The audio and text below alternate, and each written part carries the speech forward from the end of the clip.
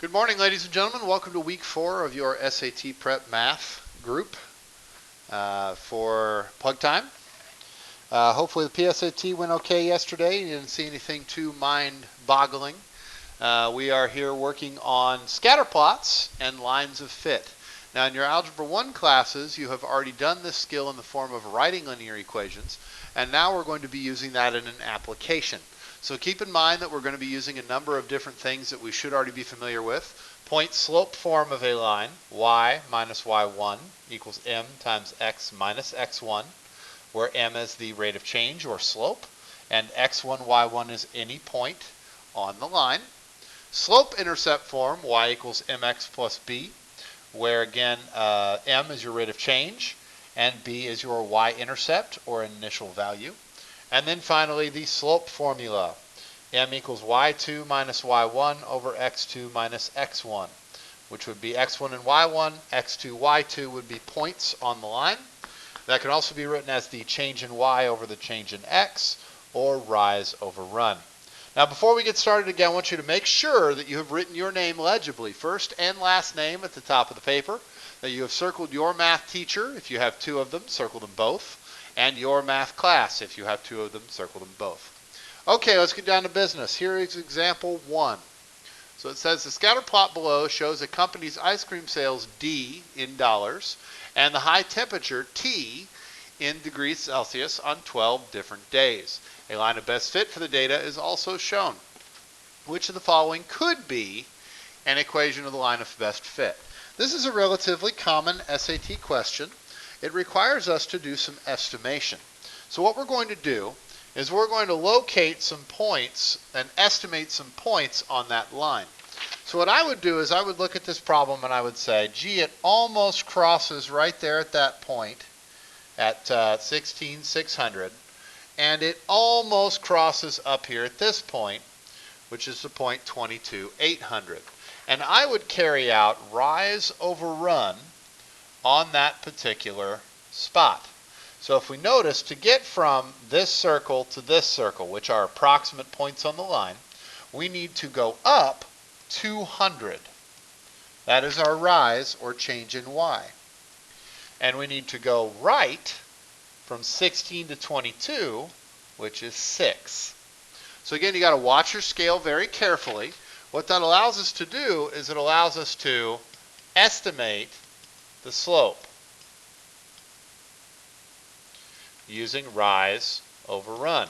Mr. Wills, you misspelled rise. I'm aware of that. I did that on purpose so that you would remember that your change in y, the up and down, goes on top, that the y goes on top. So that would give us an approximate m value of 200 over 6. Again, that's up 200 and right 6, which is a slope of approximately 200 over 6. Now if we put that into our calculator and convert it into a decimal, that is 33.3 repeating. If we turn around and look at our slopes, this eliminates 2 of our answers, because 2 of them do not have a slope of approximately 33. That would be answer A, which has 0.03 as the slope, and answer B, which has 10 as the slope. The other 2 still have 33 as the slope, so that doesn't get us there. The second thing that we would do is we would extend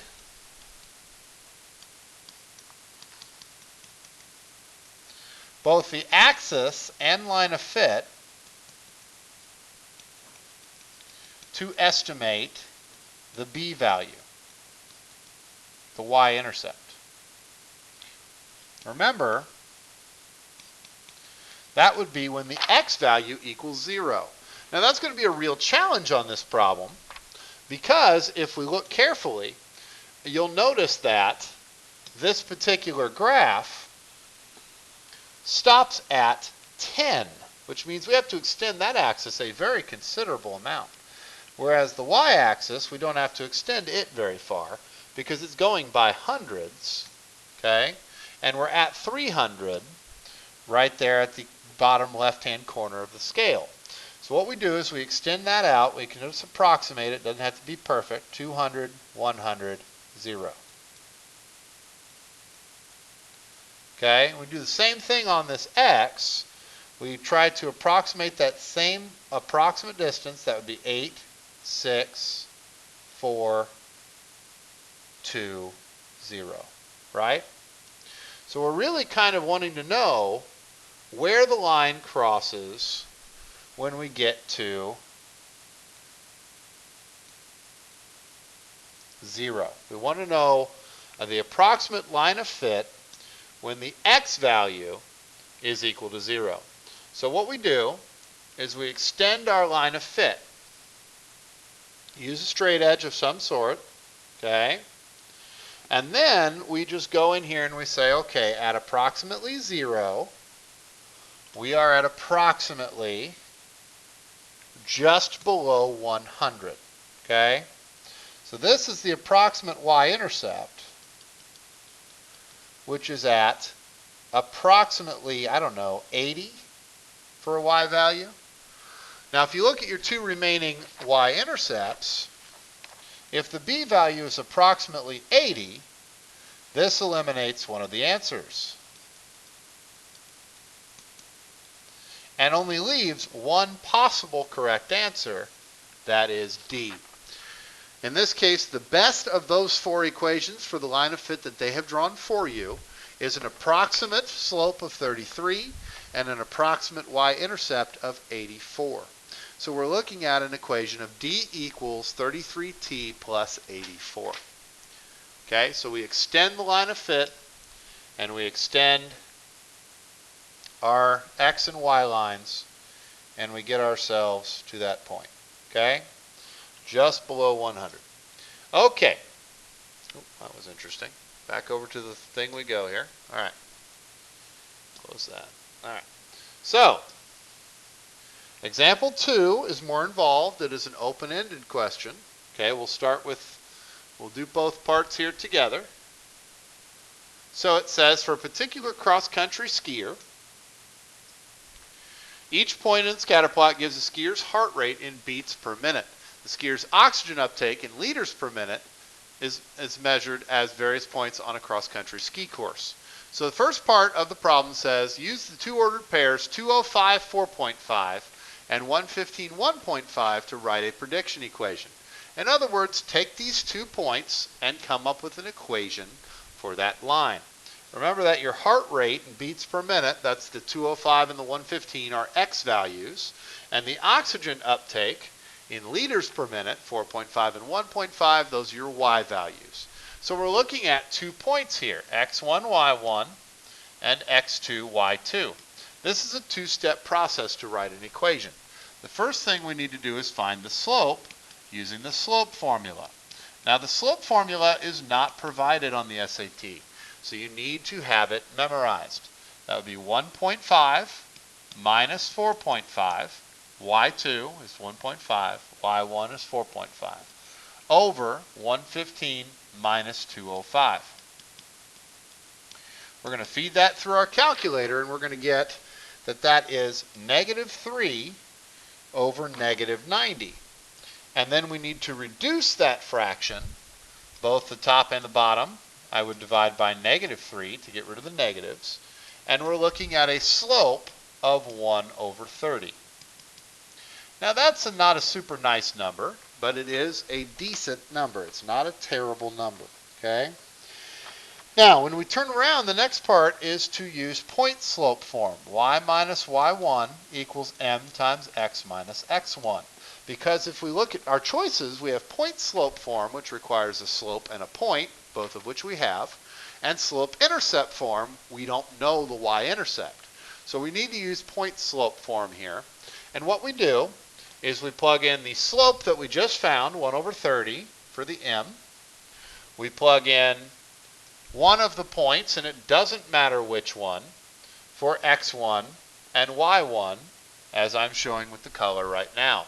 So 205 is going to get plugged in for x1, 4.5 is going to get plugged in for y1, and 1 over 30 is going to get plugged in for the slope. So y minus 4.5 equals 1 over 30 times x minus 205. This is an equation. There's absolutely no reason for you to need to solve that. There's no reason for you to distribute and move the y1 so that it's in slope-intercept form. It doesn't have to be. Point-slope form is perfectly acceptable. So this would be our equation. Y minus 4.5 equals 1 over 30 times the quantity x minus 205, where x is heart rate in beats per minute and y is oxygen uptake in liters per minute. So then in part B it says use your equation to predict the oxygen uptake, that would be a y value, of a cross-country skier whose heart rate is 235 beats per minute. So this 235, that's an x value, okay? We need to plug that in to our prediction equation, and we need to plug that number in for x. So on the second part here, we're going to say y minus 4.5 equals 1 over 30 times 235 minus 205. And then we're going to simplify that equation to solve for y. So we would start by carrying out the subtraction inside the parentheses, which would give us 1 over 30 times 30, because 235 minus 205 is 30. Then we multiply 1 over 30 times 30. You're welcome to use your calculator. You'll get y minus 4.5 equals 1. Then, once we have y minus 4.5 equals 1, we need to add 4.5 to each side to get y by itself. So we're basically doing 1 plus 4.5, which gives us y equals 5.5. Now this is a word problem, and word problems would require units. So our answer would be 5.5, and then the units for y are liters of oxygen per minute. So 5.5 liters per minute. Okay, folks, it is your turn. There are more examples on the next page. So your job is to do your very best to answer the 3 questions on the back. The first one is like example 2, and then examples 2 and 3 are the multiple choice general questions like the first example. Do your very best, make sure your name is legible on your worksheet, and turn it into the proctor when plug time ends. Thank you very much for your time and attention.